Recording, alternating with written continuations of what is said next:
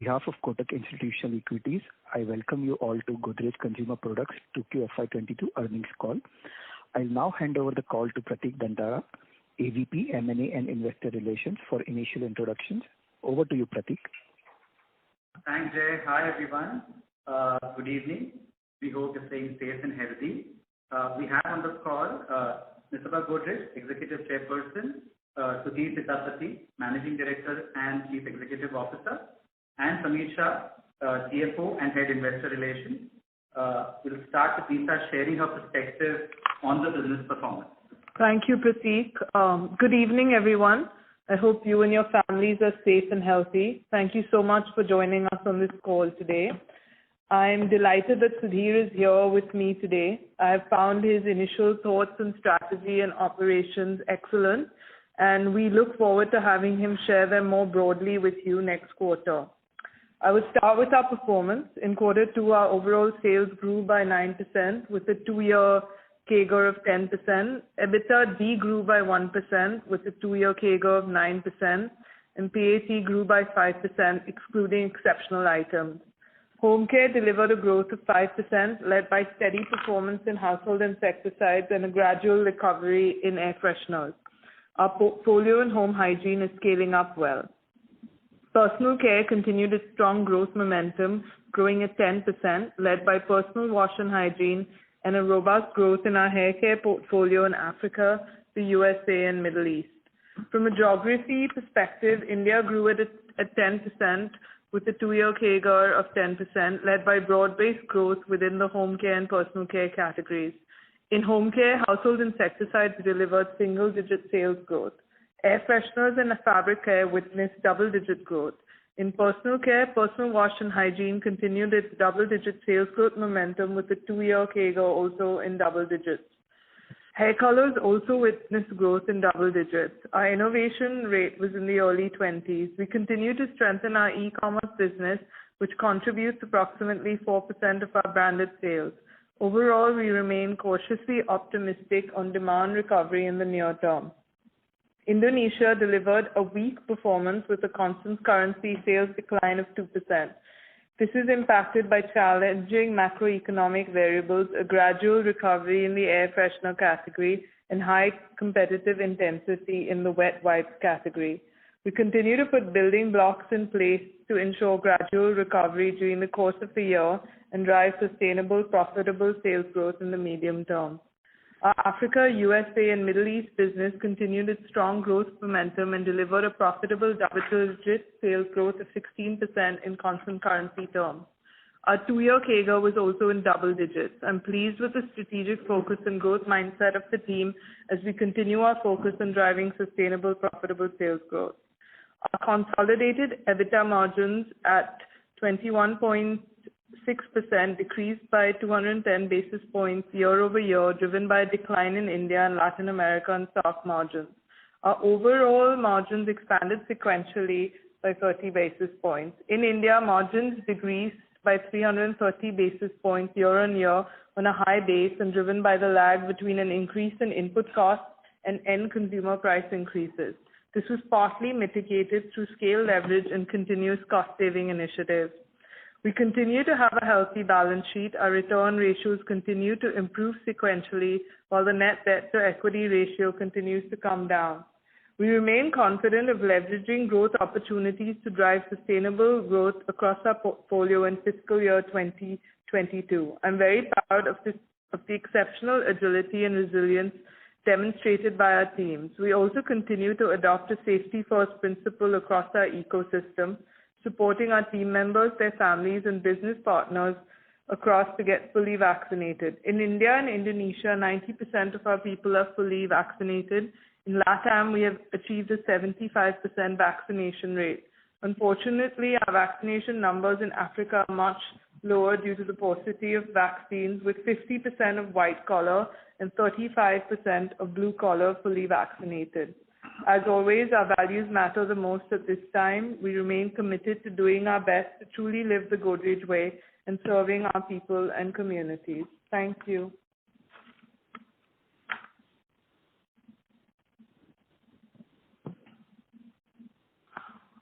Thank you. Should we open the call for Q&A session? Yes. Thank you very much. We will now begin the question and answer session. Anyone who wishes to ask a question may press star and 1 on the touchtone telephone. If you wish to remove yourself from the question queue, you may press star and 2. Participants are requested to use handsets while asking a question. Anyone who would like to ask a question, please press star and 1 at this time.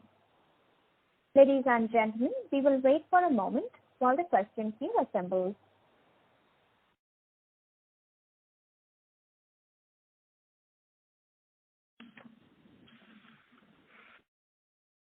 The first question is from the line of Abneesh Roy from Edelweiss. Please go ahead. Yeah, thanks for the opportunity. My first question is on India HI. So I understand Q2 muted growth. My question is on the outlook. We are seeing very high dengue cases in many parts of the country. I see your hit advertisement, in fact, mention the dengue word also. Second in this is Dabur has entered the in-home HI. So if you could discuss, do you see a big impact of that longer term? And essentially, if you could discuss the margins, how are the margins in HI in India?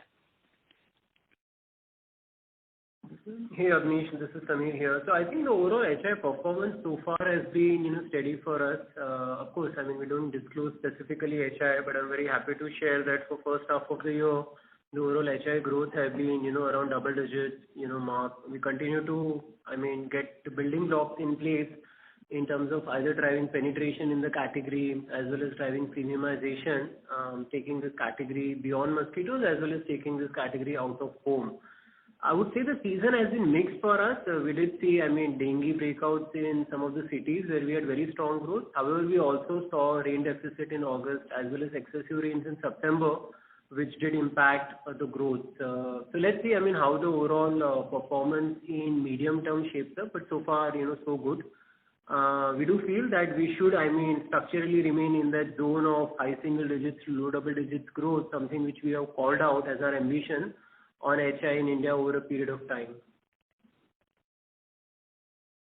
And could you discuss the new competitor and margins? Yeah, some sense on the margins? Yeah, I'll take the margins question first, Abneesh.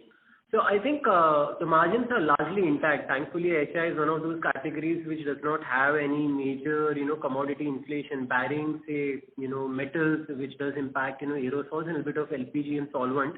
But the inflationary impact is, relatively lower as compared to rest of the portfolio. So the margins are, up there. And we have been also taking calibrated price increases in HI to mitigate some of the inflationary impact. And the new player? I think it's too early to call out. We have always, mentioned in the past that in a very consolidated category like HI, every player will sort of, expand the overall market, right? It's more of wait and watch at this point in time. We are very, very dominant in terms of our play. We have a very strong brand equity. So we are not too overly worried at this point in time. Sure, thanks. That's useful. Just one follow-up on HI. Jumbo Fast Card, now Pan-India full launch has already happened? It's just getting nationally rolled out, Abneesh. So this was more of a West Maharashtra rollout over the last 2-3 months, and this is just now getting rolled out, including media, break nationally since last 2-3 weeks. Yeah. My last question is on the India business. You have seen good growth in air freshener, personal wash, hair color on YOY basis. I understand that. But when I compare, say, 2 years back to pre-COVID, if you could give some sense, where are the volume numbers in air freshener, personal wash, and hair color? I would give you directional input to appreciate the quality of growth, Abneesh. I think the overall growth in personal wash, YOY, as well as on a 2-year CAGR basis have been, robust. There is also pricing-led growth over there. So we need to also keep that at the back of our, maths. Hair colors growth also have been, good on a YOY basis as well as on a 2-year CAGR. Air freshener, on a 2-year CAGR is still, I would say, relatively on the lower end, which means that it's gradually recovering as we come out of COVID environment. So air freshener, hair color are back to 2-year level? Is that what you're saying? No, not air fresheners. I would say hair colors largely there. Okay, that's all from my side. Thank you. Thanks, Abneesh. Thank you. The next question is from the line of Percy Panthaki from IIFL Securities. Please go ahead. Hi. Just wanted to understand on the inflationary scenario in soaps. Your standalone gross margins are down very significantly. So firstly, what is the extent of price increases that you have taken? And how much more do you think you require to offset or manage the cost inflation? And this is in the context of the fact that there is a cut in the ad spend and also employee costs due to our EVA calculation, that I understand. But this ad spend cut would not sustain for long, right? I mean, you would need to advertise.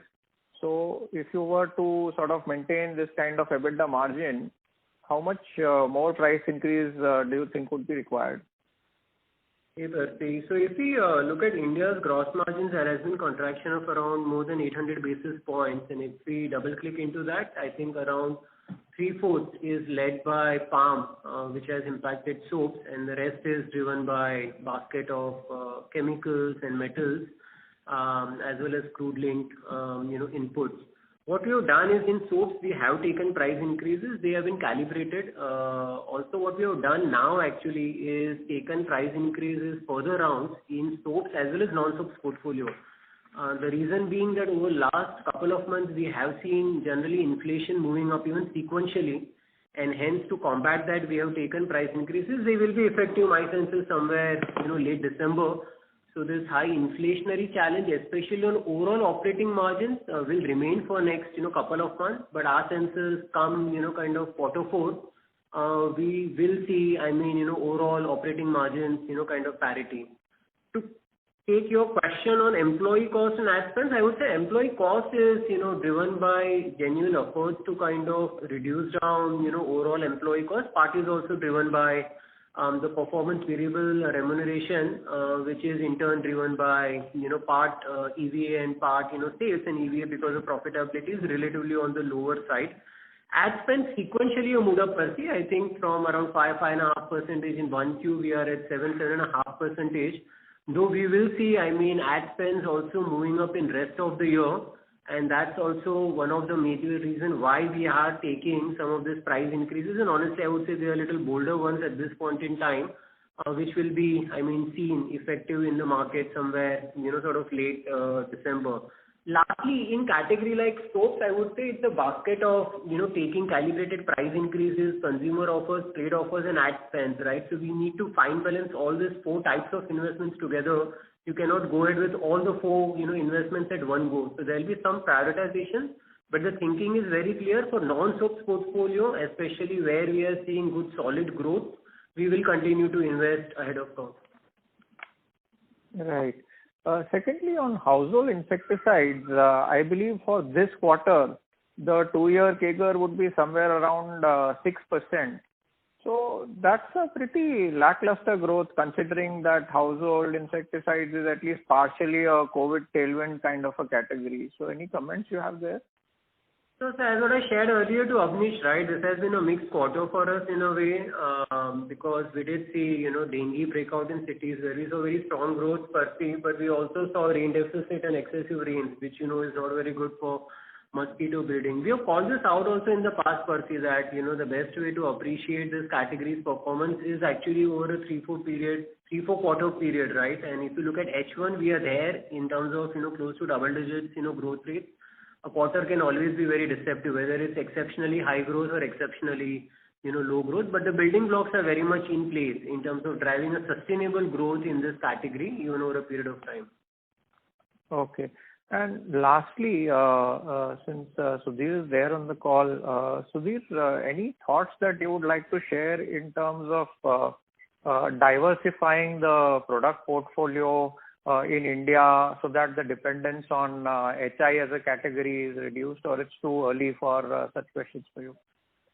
It is a bit early for that specific question, Percy, but I think I can say this from the brief time that I've looked at the business is that all the categories and countries that GCPL is present in, they offer terrific opportunities for growth, including HI. So while HI is a business that, as Samir said, varies by quarter because of a variety of reasons, penetrations, for example, of the liquid vaporizer or of aerosols are low. So I would say that while there will always be opportunities outside, I think there is a lot of opportunity for us to grow in the businesses we are in today. Okay, that's all from me. Thanks and all the best. Thanks, sir. Thank you. The next question is from the line of Arnab Mitra from Credit Suisse. Please go ahead. Yeah, hi. Thanks for taking my question. My question was again on the input cost side. So, I know we are in pretty unprecedented times of commodity inflation, but we have not seen this kind of a gross margin hit YOY in any other company or even in GCPL in the past. So is the reason, that there is a constraint in pricing because the market leader hasn't taken enough pricing, or is it just a timing issue that commodity ran up too fast and therefore the pace could not be kept? And where I'm coming from is that if we assume that palm oil prices don't correct from here, is there a challenge of managing margins for the rest of the year also? Hey Arnab, this is Samir here. No, I think it's more of the latter to answer your point, because we have been pretty competitive and honestly little ahead of curve. I mean, as you are aware, we have this micro marketing strategy, so it's not one size fits all pricing approach which we take on a category like soap. And also when we look at relative pricing index, we are perhaps little higher than what historically we have been. The gap is huge, I mean, especially in category like soap, between increase in input cost and the end consumer price, and there is also a cap, right? I mean, at the end of the day, how much consumer can, take that inflation. So as I was sharing earlier with Percy, is we have taken next round of price increases in soaps and also in non-soaps category, which will help mitigating the inflationary pressures, which are largely in soaps at this point in time. But because of our strong market standing as well as brand equity in rest of the portfolio, we feel that it should, kind of sail through without any impact on the consumption and also cushion the overall operating margins in medium term. Sure. So basically what you're saying is that you have been a little ahead of the curve, which means that the overall market pricing growth is still lagging a little bit. There is a bit of reluctance in taking the full pricing by most of the other players also. The gap is too huge. I mean, to give you some data, Arnab, I mean, the overall palm inflation is around 50-55% on a YOY basis. Now, we cannot pass on as an industry, I mean, the entire increase, I mean, to the end consumers, right? Because the consumption may just, fall flat. So it has to be calibrated in nature. Yes, I mean, sometimes it could be little more, bolder, which is what we have, kind of gone ahead with on soaps. And then we are leveraging our rest of the portfolio to kind of drive, kind of pricing-led growth in the non-soaps portfolio, which will, kind of mitigate some of the inflationary impact in soaps portfolio. Oh, understood. And my second question was on the demand scenario. So, second half last year, we had seen your hair care business recover, and even HI after a soft 2Q had actually recovered in 3Q, 4Q. So you actually have a relatively tougher comparator. Overall, how do you see the demand environment? We have heard mixed feedback from companies on potential rural slowdown and other things. So, general kind of sense of what kind of outlook you're looking at from a growth point of view. I think as Nisa called out earlier, we remain cautiously optimistic in medium term. I mean, it's mixed, to be very honest with you, and it also differs from, month to month in terms of what's happening, not just with channels, but more importantly with consumers also. So we remain, at least at this point in time, reasonably well placed to, be close to the double-digit growth ambition which we had called out in India business. There will be some, play between value and volume, right? UVG and UPG, at least in very short term. But from overall demand, perspective, we feel, I mean, largely it's more of the same. There have been no major changes, especially at consumers' end, which gives us, a view to kind of change our own point of view in terms of high demand or low demand. Okay. Thanks, Samir. That's it from my side. Thanks, sir. Thank you. The next question is from the line of Avi Mehta from Macquarie. Please go ahead. Hi, Samir. Just wanted to continue with what you said last. While you're clearly confident or looking to kind of at least do the double-digit growth ambition in India, would we find it difficult to meet the flattish kind of margin expectation given the sharp inflation and input costs? Would that be a fair understanding? Yeah, so it's very difficult to give a guidance on margins, honestly, right? Because there are just too many, moving parts. There could be a scale play, there could be, generally how the demand is shaping up in either of the directions. But as I mentioned earlier, in very short term, maybe for next month or two, our sense is, there will be a bit of operating margins, contraction. But again, equally, we remain confident that, maybe from Jan or so, with all this price increases, getting into the market, we will see at least, margins maintenance. See, also we need to look at margins on a relatively longer period. So while in this quarter, the overall margins have contracted, if you look at first half, the margins contraction is only by around, 60 or 70, basis points. So till the time the overall double-digit growth momentum continues, we don't mind, in fact, investing little ahead of curve to kind of get sustainable sales growth, even if it comes at the cost of, very short-term margins. Got it. Fairly clear.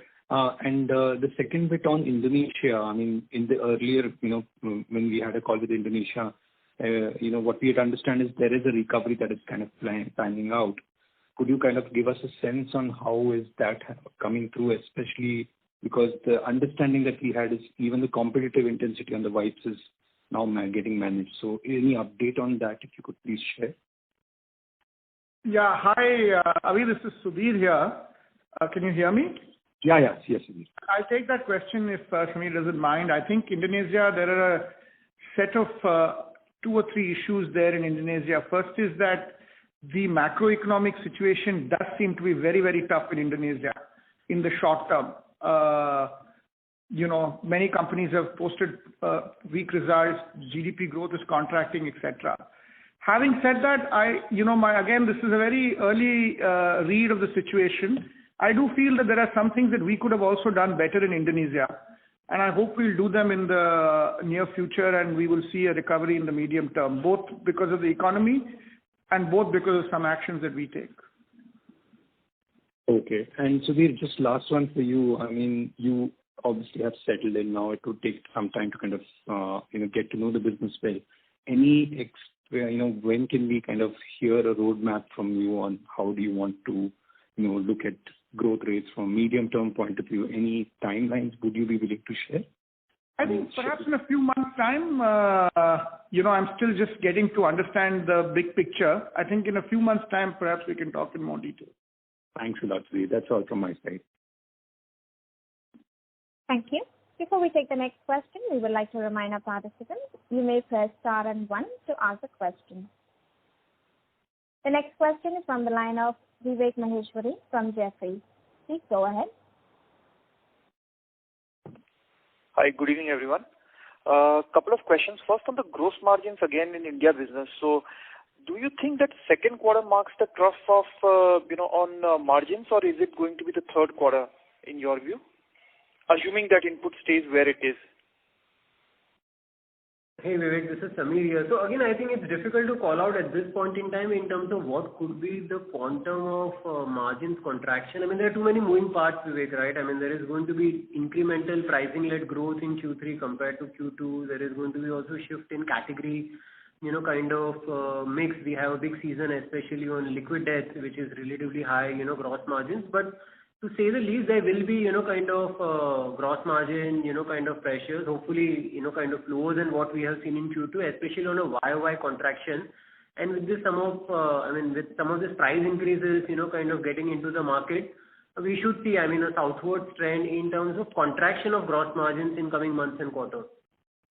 Right, that is given, I understand. But I'm saying if you just eliminate the category mix part and just look at soaps, can you just give your views, or basically the other way of asking this is, when we look at second quarter numbers, the consumption of input versus, let's say, exit gross margins, is there a big difference between the two?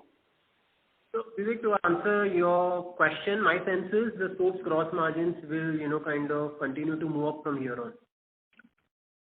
Okay, that's good to know.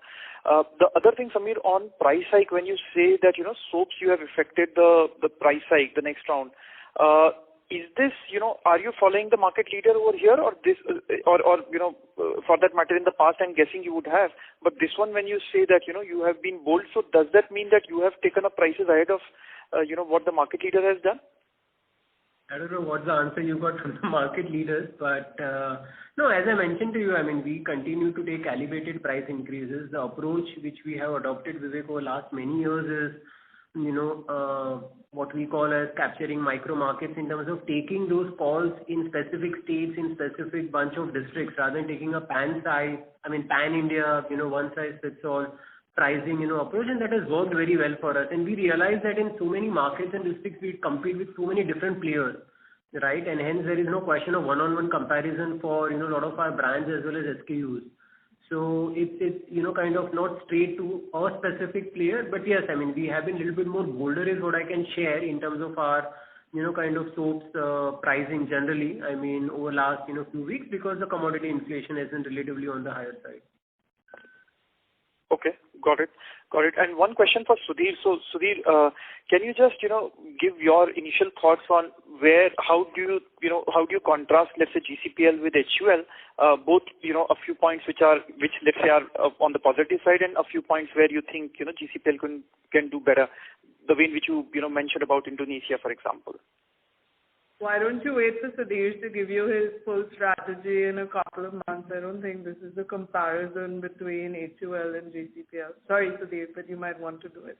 No, I think the interesting thing, Vivek, is not, I think there's something which are common to the two companies. They're both, I think, great places to work. They've got a great value system. They've been around for a long time, very strong brands.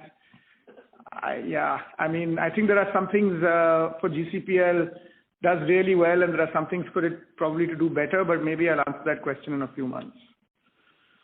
All right. Looking forward to that, Sudhir, and all the best to all of you. Thanks. Thanks, Vivek. Thank you. Ladies and gentlemen, you may press star and 1 to ask a question.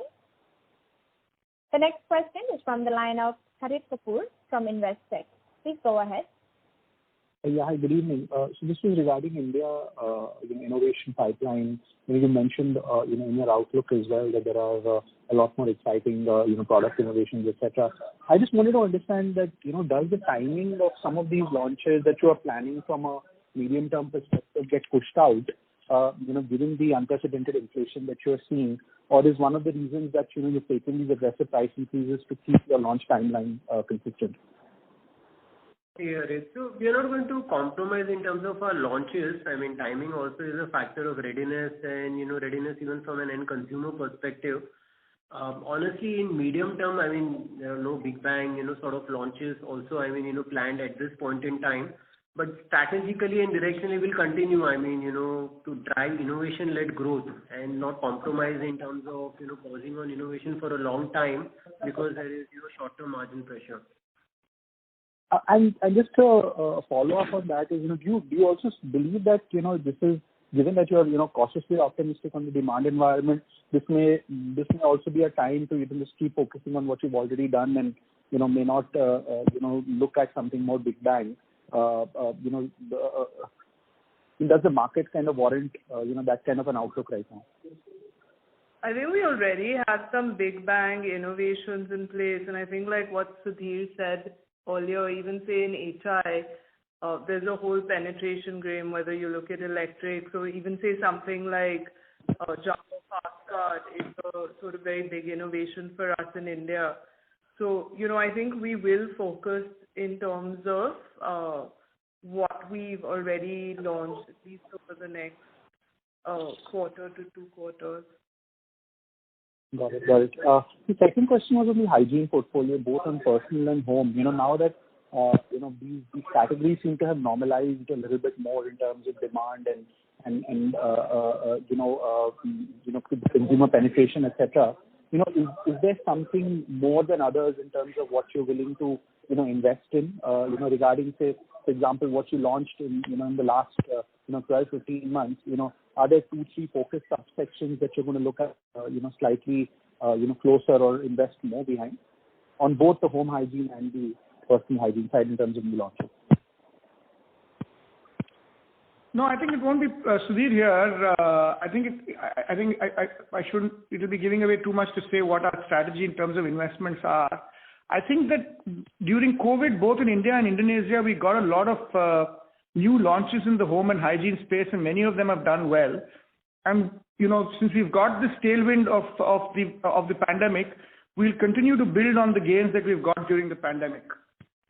I have a suspicion that many of these products may or may not do as well this year as they will do last year because of the pandemic, but I think the equity is strong and these are long-term plays, both Sanitar in Indonesia and Magic in India, both of them now extremely well.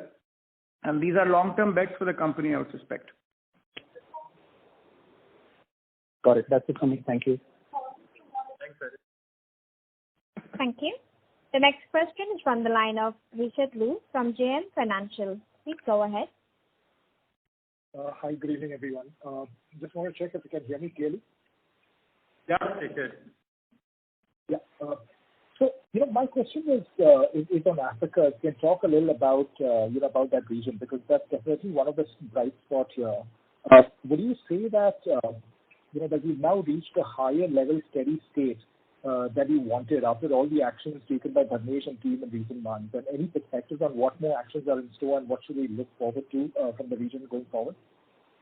Yeah, thanks, Richard, for your question. I think with Africa, with Dharnesh coming in and now with Sudhir also, we had put a strong turnaround plan to that business. And I think what we're seeing is that, it is playing through and we'd actually put a 5-year plan in place. And I think both on top line growth and, sort of EBITDA margins moving sequentially, we've been quite happy with what's happening in that business. And as we voiced over before, there's quite a lot of back to basics there in terms of driving distribution and focus on core categories. And also in, in Nigeria, we talked about building out categories like HI. Okay. All right. Thanks, Nisa. I wish you all the best. Thanks, Richard. Thank you. Anyone who would like to ask a question, you may press star and 1. The next question is from the line of Shirish Pardeshi from Centrum Capital. Please go ahead. Hi, good evening, Nisaba. Good evening, Sudhir and Sameer. Thanks for the opportunity. I have 2 questions. The first question is broadly on the rural part. I think there is incremental noise has happened over the last 45 days.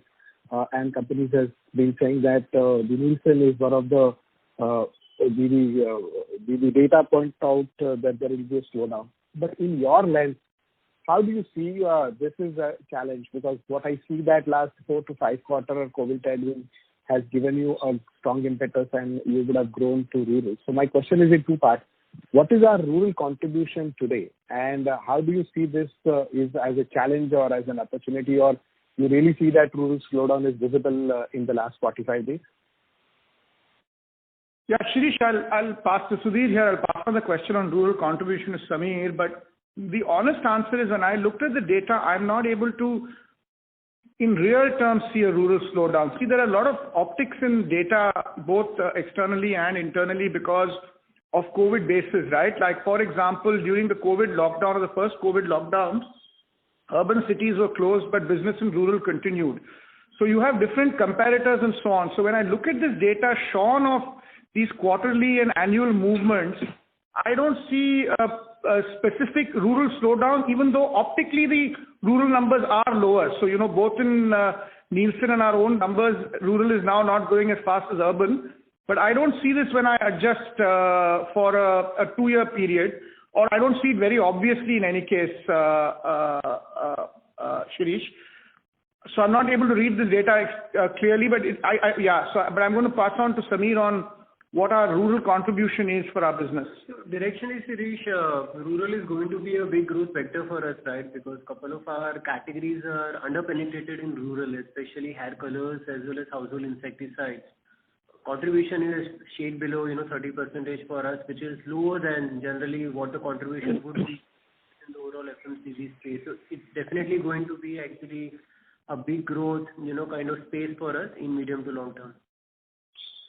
So I agree with Sudhir, and the specific question is that in your erstwhile organization, you were the guy who really pushed sachetization of Glaxo portfolio. And I think you have done a wonderful job there. And in that understanding, I wanted to have your opinion. But From the Godrej perspective, do you really see that the product profile which we have customized as per the rural requirement there is a penetration-led growth which we can expect in next 4 quarters?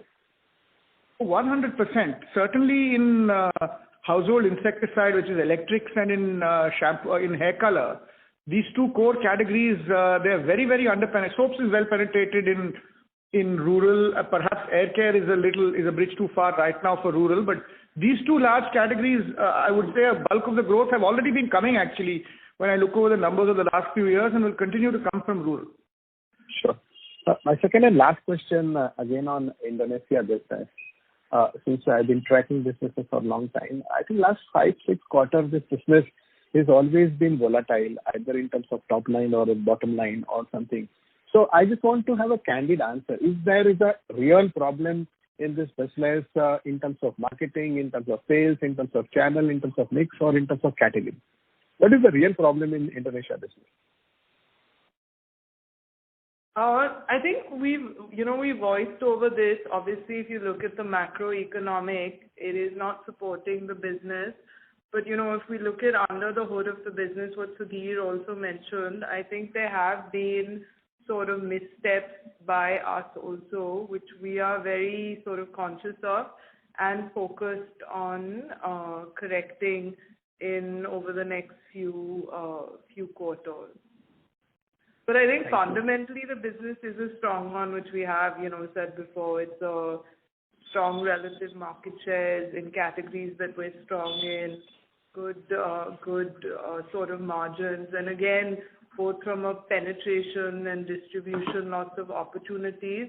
I don't think we've been executing as well as we should have. Saniter has been a big success there. But definitely on the core, we need to be doing much better. So that would be. I agree, Sabha. But the last call which we did on the Indonesia business, I was pretty excited. But I think again we are after seeing the quarter number again, the worry is that whether this business will show some momentum in next 4 to 5 quarters. That's the worry. Yeah. So I appreciate your worry, but I think we are quite focused on that. We're not happy with the numbers. So, we are focused on now on turning the ship there. I think one thing that you probably acknowledge about GCPL is that, we're not going to sort of just put this on just macroeconomic and say that's the only reason. It's definitely there. I mean, if you see the other company's performance there, but it is something that we're focused on, bringing back to good growth as soon as possible. Wonderful. Thank you. All the best to you and the team, and belated Diwali greetings to the team. Thank you. Happy Diwali to you also. Thank you. Thank you. The next question is from the line of Latika Chopra from JP Morgan. Please go ahead. Yeah, hi. 2 questions from my side. First one was on the HI side. With the markets opening up, how do you see the salience of incense sticks as a format in this category shaping up now? And your own play, here, Jumbo Fast Card is something that you're rolling out across the country. How has been the response so far? And do you anticipate or do you see a need to introduce more, HI formats in the economy end to tap into the whole rural play? And the second question was again on the new launches that you've done on ProClean and Easy 2-in-1 for regular clothes. What is the update on distribution scale up for both these products? Thank you. Latika, the salience of incense stick has remained sort of stable over the last year or so. So we don't see it growing it's not gaining that much salience. That being said, as we've said before, it has a big job to be done for the consumer. And, our real response to that has been this Goodnight Jumbo Fast Card, which is an excellent product. It is a bit early to comment on this Goodnight Jumbo Fast Card. I think like Sameer said, media is just sort of started in October. The All India launch has really just happened in September and October. So I think we'll be able to voice over more on that on 6 months over the next 6 months. I think the other sort of job to be done also is to drive electrics penetration, which is at about 25%. I think that's going to be a really big, strong focus of Sudhir and the team sort of going forward. So I don't think it's a one-pronged approach. In terms of new launches and innovation, I think while we have things in the pipeline, I think between Gold Flash and this, Goodnight Jumbo Fast Card, we already have quite a lot in the pipeline. And I think one of Sudhir's, which he'll probably talk more about in February also, is really focusing, less is more type of strategy, because there is these big penetration gains for us to have with what we already have in hand. I think your other question was on on ProClean, and I think the Easy 2-in-1. I think that's doing decently well. Sure. Thank you. Thank you. Before we take the next question, we would like to remind our participants, you may press star and 1 to ask a question. The next question is from the line of Anand Shah from Axis Capital. Please go ahead. Yeah, hi. Just had a couple of questions. So, firstly, on the hygiene part, I mean, you had done a lot of launches over the last, 15, 18 months. Can you give some update on, what is the salience of these new launches to overall India revenues, and particularly which ones would you, continue to focus on, or may continue to or sort of discontinue, because of COVID has stabilized? Hey, Anand. So I think the overall hero format, I would say, within the hygiene has been, hand wash, and within that actually powder to liquid hand wash, which has been, consistent, kind of growth vector for us. Some of the formats like mask and sanitizers have, sort of either normalized or, sort of moved away. So that's how the hygiene portfolio is shaping up at this point in time. I think we are the second largest, market players in terms of volumes when it comes to, hand wash, thanks to the powder to liquid, hand wash, format. So that's a great news for us. We need to drive, penetration as well as drive, kind of consumer awareness. And the way we are looking at this space is not just, hand wash, but it's actually soaps, right? So that's the, way we are looking at, kind of getting, share, within the overall hand wash, space. And I think the other big thing that has worked well for us is Sanita in Indonesia, which is the disinfectant aerosol in the hygiene space. So both of them have worked very well. Sanita has been a blockbuster success in Indonesia, and so these are the two big, since you asked the questions, what we'll continue with, this is a big one. Got it. Thanks. And just my last question is on hair colors. If I heard correctly, they are now back to sort of pre-COVID, right? Largely there. Anand, in terms of, sales, what it used to be pre-COVID levels, the growth rates as well as 2-year CAGRs are very much, on track.